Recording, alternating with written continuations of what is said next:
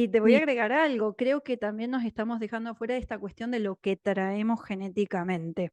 Yo hoy hablaba de mi realidad y hablo de mi historia familiar, genética, física, que tiene que ver, ahora que dijiste la mandíbula, bruxismo. Para mi familia es lo natural que todo el santo mundo bruxa y tenga todos los dientes limados. Esto de pie plano es propio genético nuestro y también el tema de la escoliosis o compensación de la columna es genético.